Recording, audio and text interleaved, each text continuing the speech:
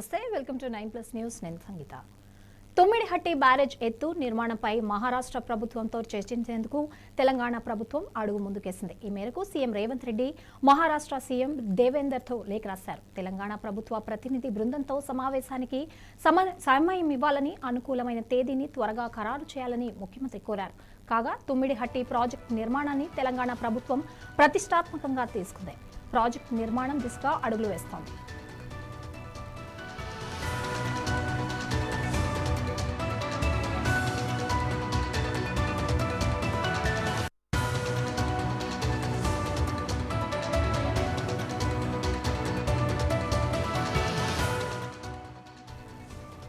Tummidihatti barrage ఎత్తు నిర్మాణంపై మహారాష్ట్ర ప్రభుత్వంతో చర్చించేందుకు తెలంగాణ ప్రభుత్వం అడుగు ముందుకేసింది. ఈ మేరకు సీఎం రేవంత్ రెడ్డి మహారాష్ట్ర సీఎం దేవేంద్రకు లేఖ రాశారు. తెలంగాణ ప్రభుత్వ ప్రతినిధి బృందంతో సమావేశానికి సమయం ఇవ్వాలని, అనుకూలమైన తేదీని త్వరగా ఖరారు చేయాలని ముఖ్యమంత్రి కోరారు.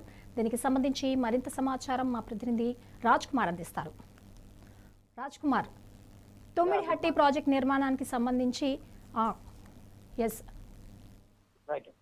గుడ్ మార్నింగ్ సంగీత. నిన్న సీఎం రేవంత్ రెడ్డి మహారాష్ట్ర ముఖ్యమంత్రి ఫడ్నవీస్ కు లేఖ రాశారు. ముఖ్యంగా తుమ్మిడిహట్టి సంబంధించిన ప్రాజెక్టు యొక్క నిర్మాణం మీద డిస్కషన్స్ కోసం, చర్చల కోసం లెటర్ రాశారు. ఇప్పటికే అది చాలా సార్లు వీళ్ళు లెటర్ రాశారు.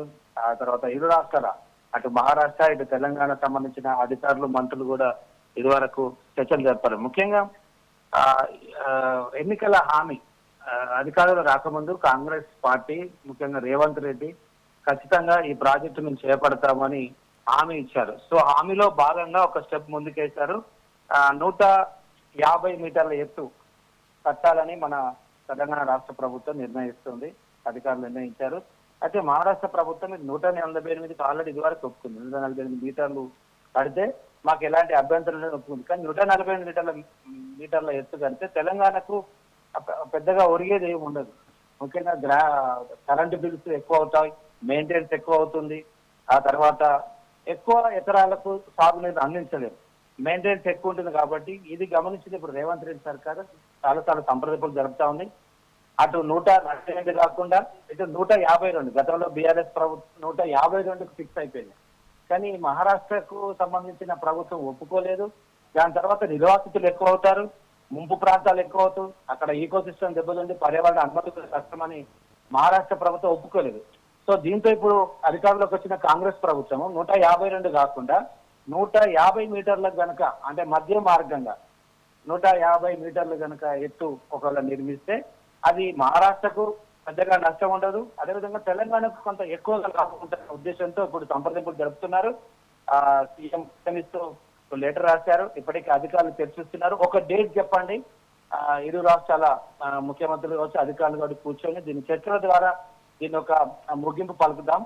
దీనివల్ల మహారాష్ట్ర ప్రభుత్వానికి లేదా మహారాష్ట్ర ప్రజలకు, అక్కడ ముంపు ఎవరైతే గురవుతున్నారో నిర్వాసితులకు వాళ్ళకు R&R ప్యాకేజ్ ఇస్తాం, నష్టపరిహారం కూడా చెల్లిస్తాం అని రేవంత్ రెడ్డి సర్కార్ ఇప్పుడు చర్చలకు రెడీ అవుతుంది. దాంట్లో భాగంగా నిన్న లెటర్ రాశారు. చూడాలి ముఖ్యమంత్రి ఫడ్నవీస్ మరి దానికి మహారాష్ట్ర ప్రభుత్వము, అధికారులు ఎలాంటి రిప్లై ఇస్తారో. Right, thank you Raj Kumar.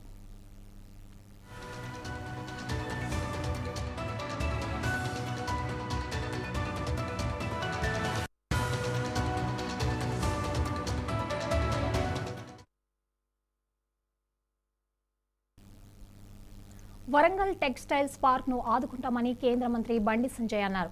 బుధవారం హనుమకొండ, వరంగల్ జిల్లాలో పర్యటించారు.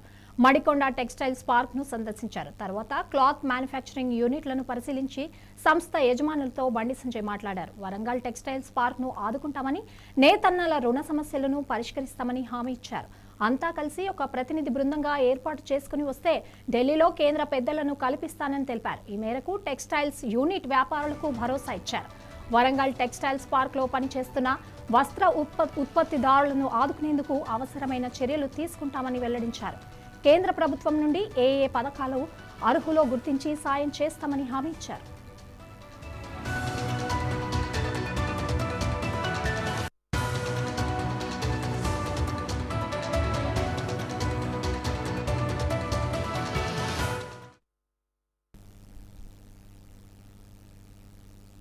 తిరుమలలో రద్దీ కొనసాగుతోంది. వైకుంఠం క్యూ కాంప్లెక్స్లోని అన్ని కంపార్ట్మెంట్లు నిండిపోయి బయటకు క్యూ లైన్లలో భక్తులు వేచి ఉన్నారు.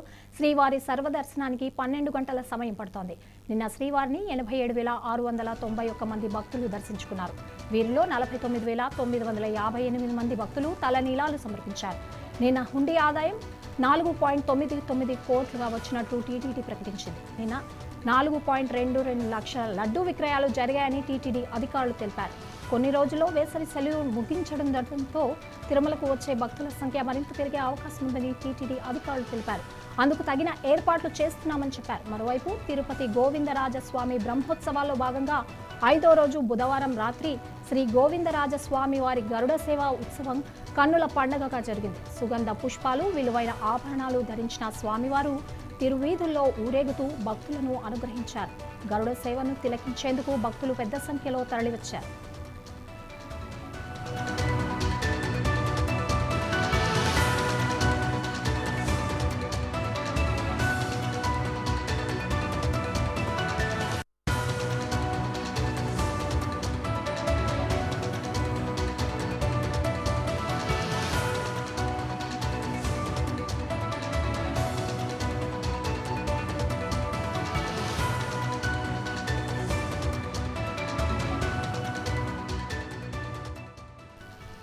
తిరుమలకు సంబంధించి మరిన్ని అప్డేట్స్ మా రిపోర్టర్ వర్మ అందిస్తారు.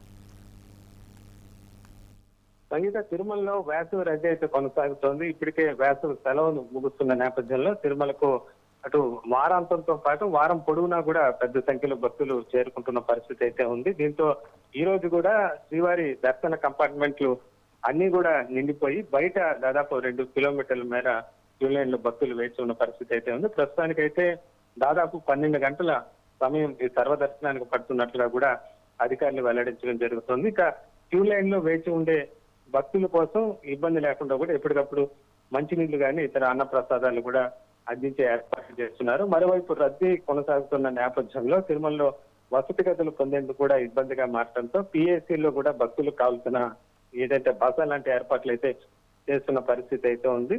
ఇక ఈ ఏదైతే సెలవులు ముగిసే వరకు ఇదే పరిస్థితి ఉన్న నేపథ్యంలో టీటీడీ ఇది సిఫార్సు లెటర్లకు సంబంధించి కూడా ఆంక్షలు విధించిన పరిస్థితి అయితే ఉంది. ప్రోటోకాల్ దర్శనానికి మాత్రమే ఏదైతే సెల్ఫ్ వస్తారో వాళ్ళ లెటర్లు మాత్రమే తీసుకుంటామని ఇప్పటికే అధికారులు చెప్తున్న పరిస్థితి అయితే ఉందని చెప్పచ్చు. మొత్తం మీద రష్ కొనసాగుతున్న నేపథ్యంలో దానికి తగ్గట్టుగా అధికారులు ఏర్పాట్లు చేస్తున్నారు. ఎప్పటికప్పుడు క్యూ లైన్లను పర్యవేక్షిస్తూ అక్కడ ఎప్పటికప్పుడు అంచనా పరిస్థితి ఉంది.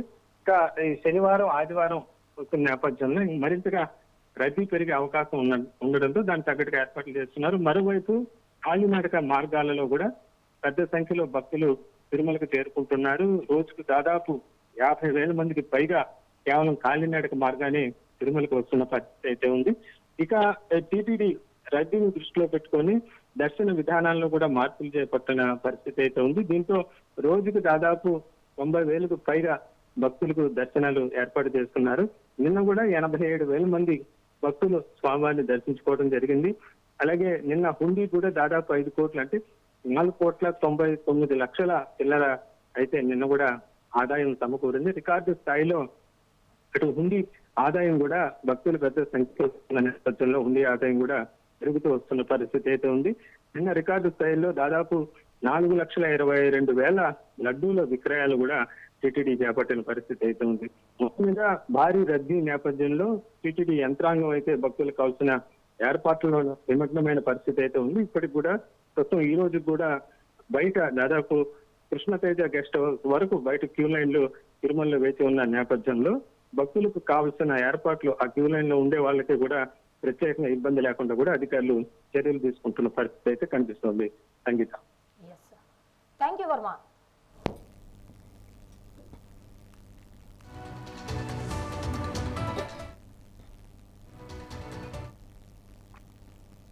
హైదరాబాద్లో అర్ధరాత్రి జరిగిన రోడ్డు ప్రమాదంలో గాయపడిన వ్యక్తికి పోలీసులు సకాలంలో స్పందించి ప్రాణ రక్షణ చేశారు.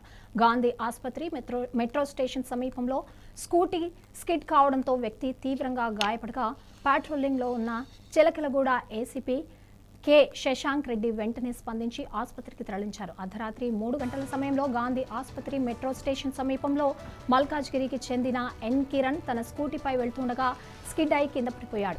ఈ ఘటనను గమనించిన చిలకలగూడ ఏసీపీ కె శశాంక్ రెడ్డి వారి సిబ్బంది వెంటనే స్పందించి గాయపడిన వ్యక్తిని పోలీసు వాహనంలో గాంధీ ఆసుపత్రికి తరలించి చికిత్స అందించారు. అనంతరం కుటుంబ సభ్యులకు సమాచారం ఇవ్వగా వారు మెరుగైన చికిత్స కోసం ప్రైవేట్ ఆసుపత్రికి తరలించారు. పోలీసుల తక్షణ స్పందనపై స్థానికులు అభినందనలు వ్యక్తం చేస్తున్నారు.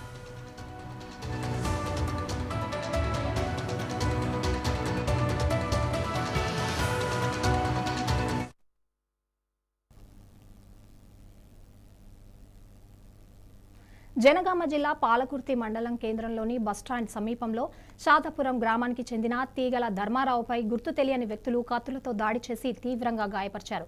తీవ్ర రక్తస్రావానికి గురైన ధర్మారావును స్థానికులు ఆసుపత్రికి తరలించారు. కడుపులో, వీపులో, చేయిపై గుర్తు తెలియని వ్యక్తులు కత్తిపోట్లు పొడిచారు. ప్రస్తుతం ధర్మారావు పరిస్థితి విషమంగా ఉంది. దుండగుల కోసం పోలీసులు విస్తృతంగా గాలిస్తున్నారు. గ్రామంలో ఇలాంటి ఘటన జరగడంతో స్థానికంగా తీవ్ర భయాందోళనలు వ్యక్తమవుతున్నాయి.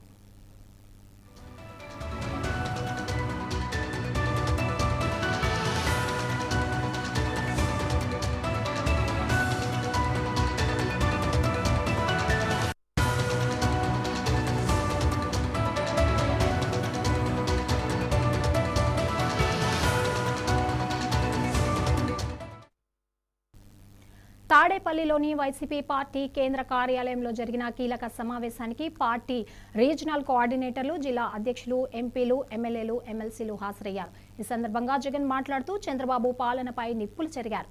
జగన్ కంటే ఎక్కువ పథకాలు ఇస్తానని చెప్పి ప్రజలను నమ్మించి అధికారంలోకి వచ్చాక మాట తప్పారని ఆరోపించారు. సూపర్ 6, సూపర్ 7 అంటూ ఊదరగొట్టారని, ఆడబిడ్డ నిధికి నిధులు లేవని, 18 ఏళ్లు నిండిన అక్క చెల్లెమ్మలకు ఇస్తామన్న ఏడాదికి 18,000 రూపాయల హామీ ఏమైందని ప్రశ్నించారు.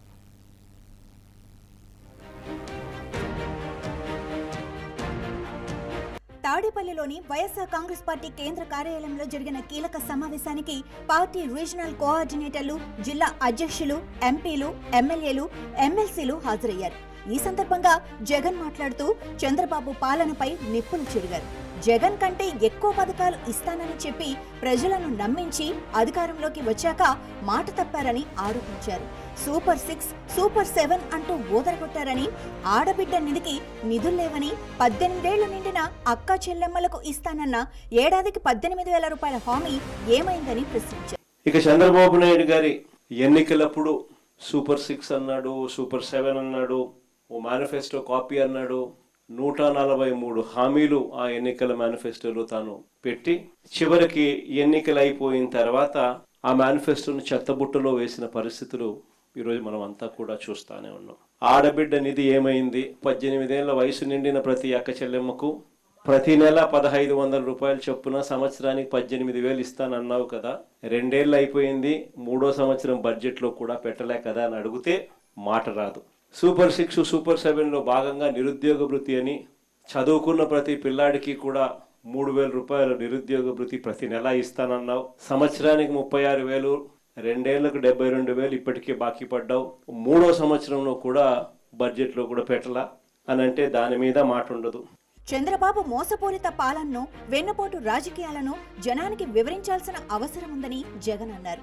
పెట్రోల్, డీజిల్ రేట్లు తగ్గిస్తామన్న హామీ ఏమైందని, కనీసం రాష్ట్ర పన్నులైనా తగ్గించుకోవచ్చు కదా అని నిలదీశారు. పథకాలు అమలు చేయలేక డైవర్షన్ పాలిటిక్స్ చేస్తున్నారని దుయ్యబట్టారు. ఎవరైనా ప్రభుత్వాన్ని ప్రశ్నిస్తే చంద్రబాబుకు బీపీ పెరిగిపోతుందని, ఆయన చెవిలో మావిగన్ అంటే అక్కడే పడిపోతారేమో అంటూ ఎద్దేవా చేశారు. రాబోయే స్థానిక సంస్థల ఎన్నికల్లో పోలీసులను అడ్డుపెట్టుకుని అరాచకాలు సృష్టించేందుకు కూడా వెనకాడరని జగన్ ఆరోపించారు. మేనిఫెస్టో అడ్రస్ ఎక్కడ మనకు కనిపించదు. అడిగితే మాత్రం చంద్రబాబు నాయుడు గారికి బీపీ పెరుగుతుంది. ఈ మధ్యకాలంలో ఆయన బీపీ చాలా ఎక్కువగా పెరుగుతాం. టపాని ఎక్కడైనా పొరపాటున చంద్రబాబు నాయుడు గారిని ఎవరైనా నిద్ర లేపి మావిగన్ అని చెవులు అన్నారంటే మాత్రం అక్కడే పడిపోతాడు.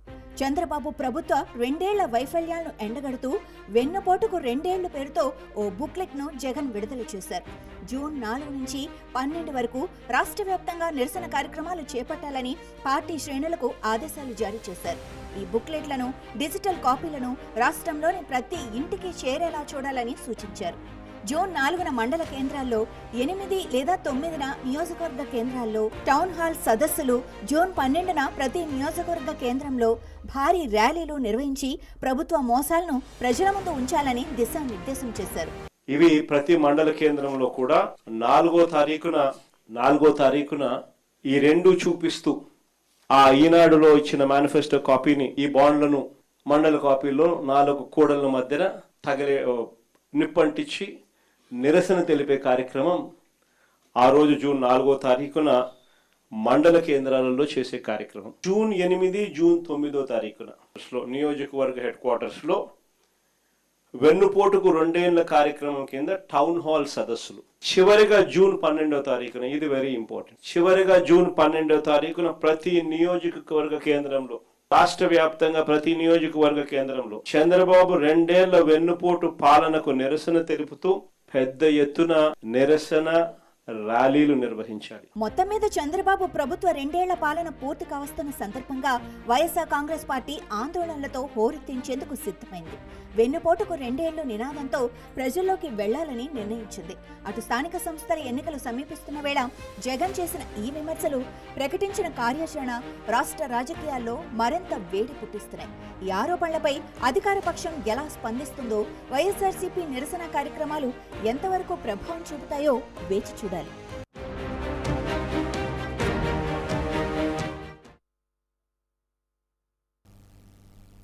ఇప్పటివరకు నా హెడ్లైన్స్ ఒకసారి చూద్దాం.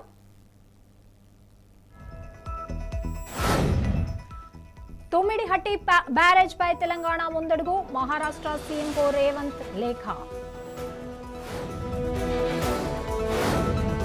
వరంగల్ టెక్స్టైల్స్ పార్క్ ను ఆదుకుంటాం, కేంద్ర మంత్రి బండి సంజయ్ భరోసా.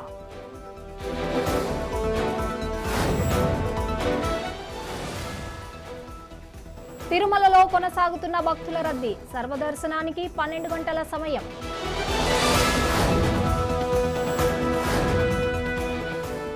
ముషీరాబాద్ లో అగ్ని ప్రమాదం, భోలక్పూర్ సెంట్రింగ్ షాప్ లో చెలరేగిన మంటలు. ఇవి ఇప్పటివరకు అప్డేట్స్. మరిన్ని అప్డేట్స్ కోసం చూస్తూనే ఉండండి 9+ న్యూస్.